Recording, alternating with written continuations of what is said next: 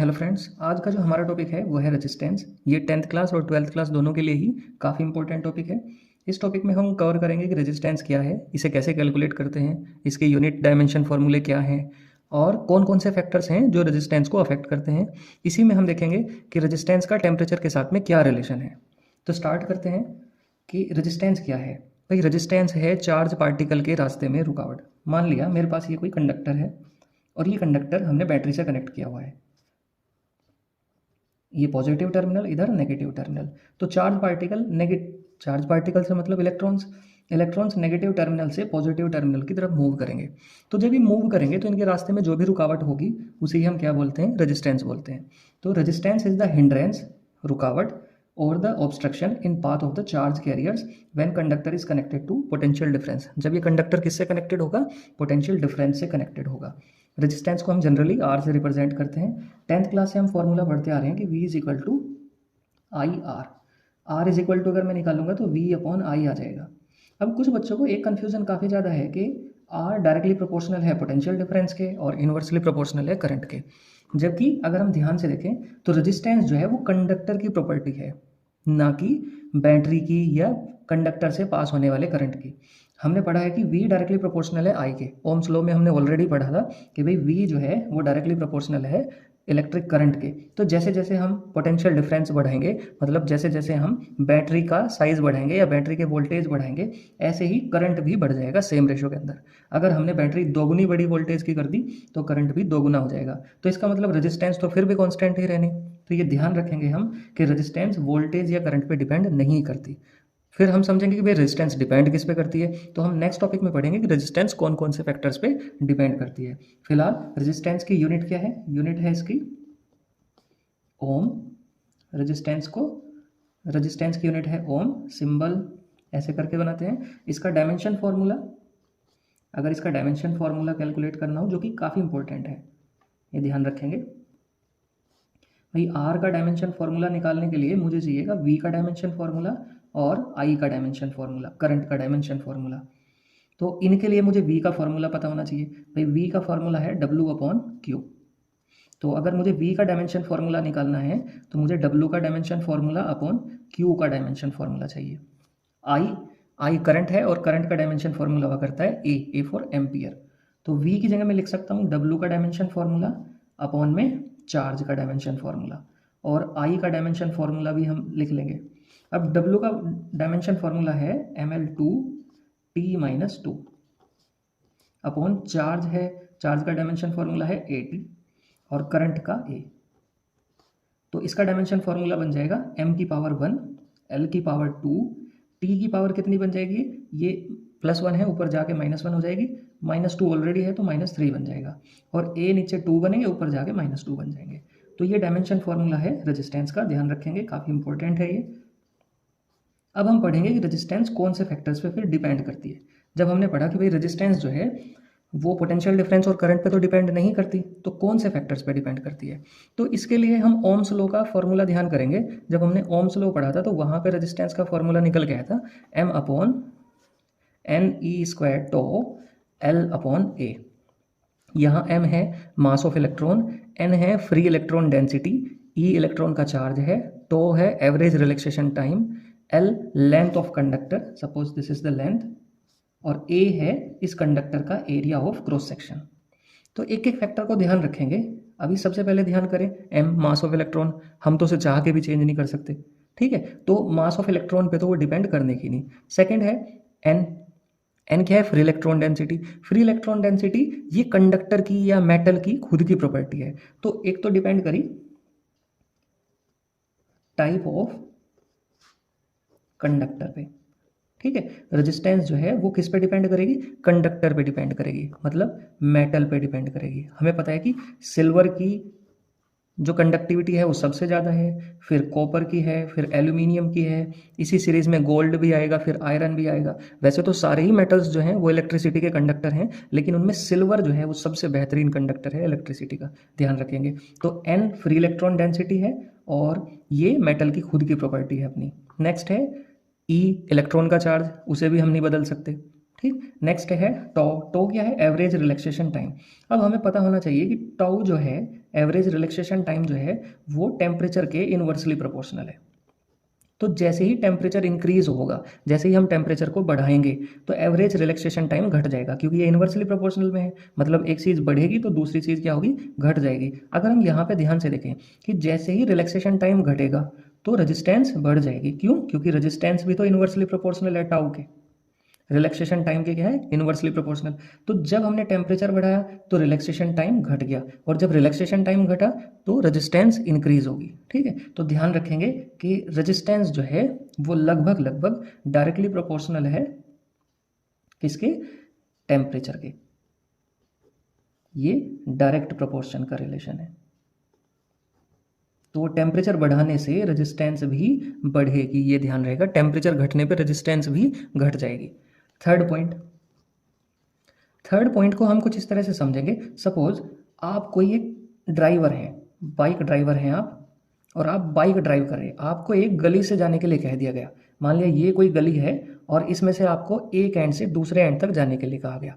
तो आप एक चार्ज कैरियर की तरह हैं और आपको पॉजिटिव टर्मिनल की तरफ जाना। आप इलेक्ट्रॉन हैं, आप बाइक जरूर चला रहे हैं, मान लिया आप इलेक्ट्रॉन हैं और आपको पॉजिटिव टर्मिनल की तरफ जाना। उस गली में ऑलरेडी भी कुछ लोग होंगे, ठीक है, तो आपको पॉजिटिव टर्मिनल पे पहुंचना। तो आप देखेंगे कि जितनी ज़्यादा इसकी लेंथ होगी, इस गली की जितनी ज़्यादा लेंथ होगी, उतनी ही आपको रुकावटें आएंगी रास्ते में। मतलब रेजिस्टेंस जो है वो डायरेक्टली प्रोपोर्शनल है लेंथ ऑफ कंडक्टर के। लेंथ ऑफ कंडक्टर, जितनी ज़्यादा लेंथ उतनी ही ज़्यादा रेजिस्टेंस।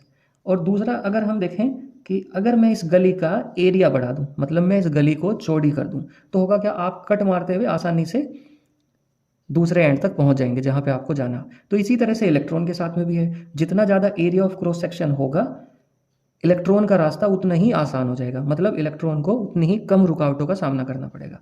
मतलब रेजिस्टेंस इन्वर्सली प्रोपोर्शनल हुई एरिया ऑफ क्रॉस सेक्शन के। जितना ज़्यादा एरिया, रेजिस्टेंस उतनी ही कम। तो ये कुछ फैक्टर्स हैं। एक तो भाई कंडक्टर या मेटल किस तरह का है, इसी बात पे डिपेंड करेगी रेजिस्टेंस। दूसरा, टेम्परेचर पे भी रेजिस्टेंस डिपेंड करती है। टेम्परेचर बढ़ाएंगे तो रेजिस्टेंस भी बढ़ जाएगी, टेम्परेचर घटेगा तो रेजिस्टेंस भी घट जाएगी। नेक्स्ट है लेंथ ऑफ कंडक्टर। अगर लेंथ ऑफ कंडक्टर को बढ़ाएंगे रेजिस्टेंस भी बढ़ जाएगी, क्योंकि उतनी ही ज़्यादा रुकावटें होंगी चार्ज पार्टिकल्स के लिए। नेक्स्ट है area of cross section. Area of cross section जितना ज़्यादा होगा उतनी ही इलेक्ट्रॉन्स या चार्ज पार्टिकल को चलने में आसानी होगी, तो रेजिस्टेंस कम होगी। तो ये कुछ फैक्टर्स हैं जिनकी वजह से रेजिस्टेंस अफेक्ट हुआ करती है। सपोज मेरे पास कोई कंडक्टर है इनिशियली, जिसकी रेजिस्टेंस कितनी है? R1 है, और उस टाइम पे टेम्परेचर कितना है? T1। तो मैं कह सकता हूँ कि T1 टेम्परेचर पे इस कंडक्टर की रेजिस्टेंस R1 है। मान लिया मैंने टेम्परेचर को चेंज कर दिया, तो अभी हमने थोड़ी देर पहले ही पढ़ा कि जैसे ही टेम्परेचर चेंज होगा तो रिलैक्सेशन टाइम चेंज होगा, और रिलैक्सेशन टाइम के चेंज होने से रेजिस्टेंस भी चेंज होगी। मान लिया टेम्परेचर कितना बना? T2, और T2 टेम्परेचर पे रेजिस्टेंस कितनी बन गई? R2।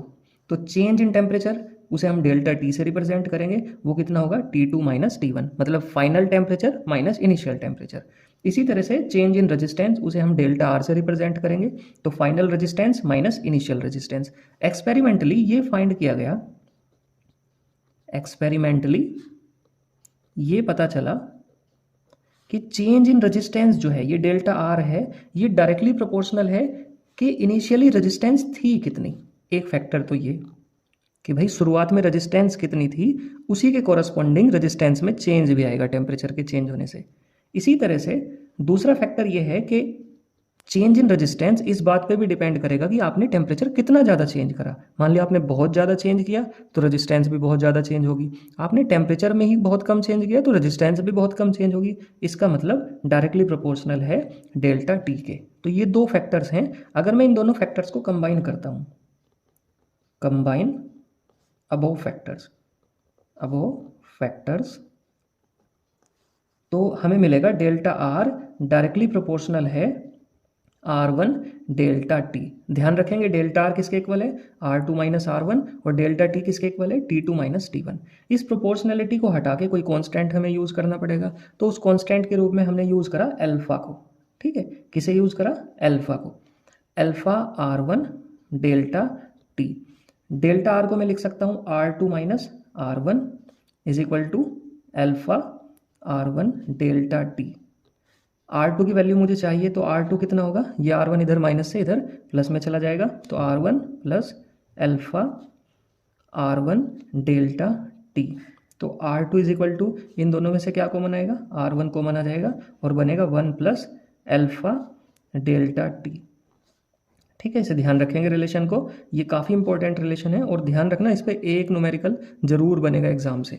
अब यहाँ आप सोच रहे होंगे कि ये जो हमने कांस्टेंट यूज़ किया है अल्फा, ये अल्फा क्या है, अल्फा को बोलते हैं temperature coefficient, temperature coefficient of resistance, of resistance. ये ध्यान रखेंगे हम कि जो अल्फा है, ये अल्फा मेटल्स के लिए तो होगा, मेटल्स के लिए इसकी वैल्यू होगी पॉजिटिव, ये बहुत इंपॉर्टेंट बात है। और सेमीकंडक्टर्स के लिए, सेमीकंडक्टर्स के लिए इस अल्फा की वैल्यू होगी नेगेटिव। ये बात बहुत ध्यान रखेंगे इस अल्फा के बारे में।